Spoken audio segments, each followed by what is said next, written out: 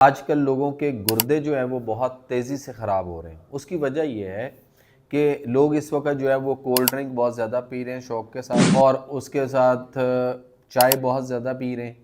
اس کے ساتھ ساتھ وہ مختلف قسم کی اور جیسے پیزا، برگر، شاورما، اور اس کے بعد یہ جو دہی بھلے، فروٹ چاٹ اور اس طرح کی جب چیزیں کھاتے ہیں تو اس کے ساتھ ان کو جو یہ بھی بڑا شوق ہوتا ہے کہ اس کے ساتھ ہم جو ہے نا وہ یا کالے رنگ کی بوتل پئیں، یا ہم جو ہے اورنج کلر کی پئیں، یا سفید رنگ کی بہرحال cold drink, soft drink, energy drinks جو ہے یہ بہت زیادہ جو ان کا استعمال ہے۔ اور خاص طور پر یہ جو انگریزوں کی ادویات ہیں،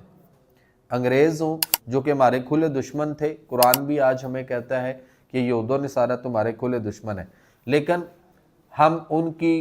جو انگریزوں کی انگریزی ادویات ہیں، ہم ان انگریزی ادویات کے اوپر بھی بہت زیادہ فوکس کیے بیٹھے ہیں، جو کہ طریقہ علاج ہی نہیں ہے۔ اس لیے نہیں ہے کہ جو چیز انسان کو اس کی فطرت اور نیچر سے دور لے کر جائے، اس میں بگاڑ پیدا کرے، تو ظاہری بات ہے وہ غیر سائنٹیفک طریقہ علاج تو ہو سکتا ہے، وہ علاج نہیں ہے۔ اسی طرح سے آپ کو چاہیے کہ ہم جیسے دعا مانگتے ہیں کہ اللہ تعالیٰ ہمیں شفا عطا فرما، تو شفا اللہ نے دینی ہے، اور اللہ نے اس کی شفا جو ہے وہ قدرتی طریقہ میں رکھی ہے۔